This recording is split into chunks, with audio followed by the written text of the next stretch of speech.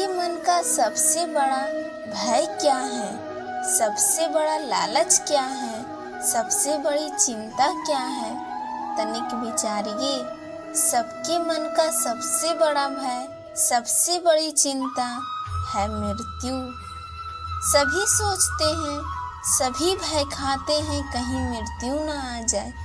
सभी लालच करते हैं कि कुछ दिन और जीने को मिल जाए।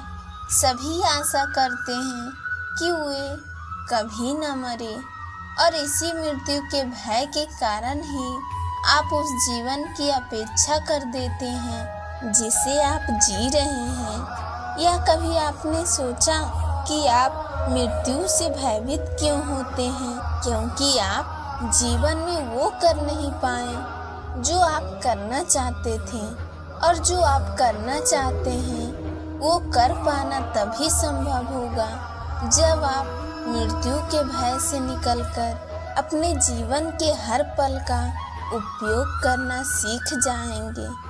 तो मृत्यु के भय से बचने का केवल एक ही मार्ग है, एक ही मंत्र है। आपने जीवन के हर पल को जियो। वृक्ष मुझे बहुत प्रिय है, बहुत अच्छे लगते हैं, आपको भी अच्छे लगते होंगे। कारण ये है कि वो हमें छाया देते हैं, अपनी शीतलता देते हैं, शांति देते हैं। परंतु मुझे वृक्ष एक और कारण से अच्छे लगते हैं, और वो कारण है वो सीख जो एक वृक्ष हम सभी को देता है, और वो सीख है अमरता। एक वृक्ष कभी नहीं मरता, मरने से पूर्व वो अपने जैसे कई वृक्ष अपने बीजों के द्वारा संसार को दे जाता है। तो अमर होने का केवल एक ही मार्ग है, और वो है जो आपके पास है। वो संसार को दो, अपना ज्ञान, अपना अनुभव, अपना आनंद बांटने में कंजूसी ना करें, कभी कृपण ना करें, तो आप संसार में सदा जीवित, सदा अमर रहेंगे। हम सभी घरों में रहते हैं, और अधिकतर लोगों के जीवों का ये एक स्वप्न तो होता ही है कि हमारा एक अपना घर हो, है ना? और बड़ी अद्भुत बात तो ये है कि कुछ समय के पश्चात हम उस घर को विस्तृत करना चाहते हैं, उसका आकार बदलना चाहते हैं, उसकी रूपरेखा बदलना चाहते हैं। चूँकि इसमें आनंद भी है, तनिक सोचिए, जब आपको घर का वास्तु बदलना हो, उसे और सुंदर बनाना हो, तो पुराने निर्माण को तोड़ना पड़ता है, उसे गिराना होता है, घर में तोड़ फोड़ करनी होती है। चूँकि निर्माण के विज्ञान, टूटने का ज्ञान बहुत ही आवश्यक है। ठीक उसी प्रकार यदि आपके जीवन में समस्याएं, विपदाएं या बाधाएं आपको थोड़ा तोड़े, तो इसे संकेत समझिए कि आपके भीतर कुछ नए का निर्माण होने वाला है, और स्वागत करें इस नए निर्माण का, अपने जीवन के इस नए युग का। कभी वन में सिंह को अखेट करते देखा है? हमें लगता है कि सिंह तेजस्वी है, बलशाली है, तीव्र है, इसलिए वो अखेट कर पाता है। परंतु इस अखेट के दूसरे पक्ष को भी देखने का प्रयास कीजिए। सिंह अखेट तभी कर पाता है जब हिरन आशा छोड़ देता है, तब वो भागना बंद कर देता है, तब वो संघर्ष करना बंद कर देता है। सिंह हिरन की मृत्यु नहीं चुनता, हिरन स्वयं अपनी मृत्यु चुनता है। ठीक उसी प्रकार असफलता हमें नहीं चुनती, हम असफलता को चुनते हैं। ये हम ही हैं जो आशा को छोड़कर संघर्ष करना छोड़ देते हैं और भाग्य का अखेट बन जाते हैं।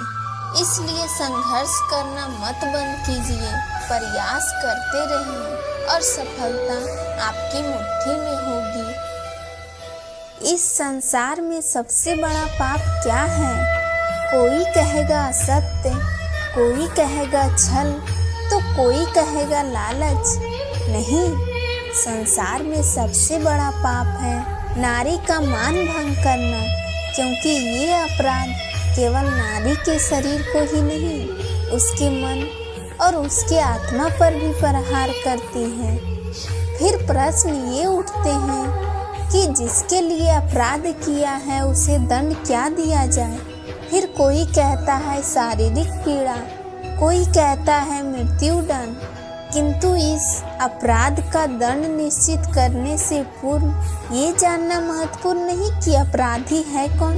अब आप कहेंगे सरल सी तो बात है, वही पुरुष जिसने स्त्री का मान भंग किया है, किंतु क्या ये पूर्णतः सत्य है, या स्वयं के अपमान के लिए, स्वयं के सम्मान को खोने के लिए कभी कभी नारी स्वयं उत्तरदायी नहीं हो सकती।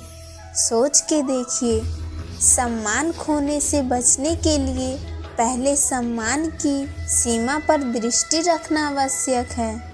रावण सीता का हरण इसलिए कर पाया क्योंकि सीता ने भोलीपन के कारण रावण को उस सीमा को लांघना सरल कर दिया, किंतु अशोक वाटिका में उसी सीता को रावण प्रच तक कर नहीं पाया। लेकिन उसने रावण और उसके मध्य में तिनके की एक छोटी सी दीवार बना देती है। जीवन में ना कहना सीखिए। यदि कोई आपके सम्मान की सीमा को पार करने का प्रयास करे तो उसे वहीं रोकना सीखिए।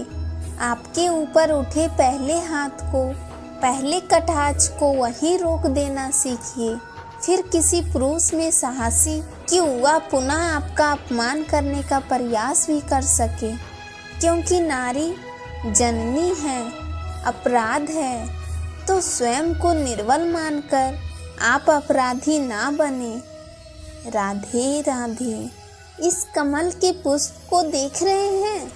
इसकी एक विशेष बात है, जल स्तर कितना भी बढ़ जाए, ये पुष्प सदैव जल स्तर के ऊपर ही रहेगा, और इसका कारण है इसकी ये नाल। जैसे जैसे जल स्तर बढ़ता है वैसे वैसे ये नाल भी बढ़ती है और इस पुष्प को जल स्तर के ऊपर रखती है।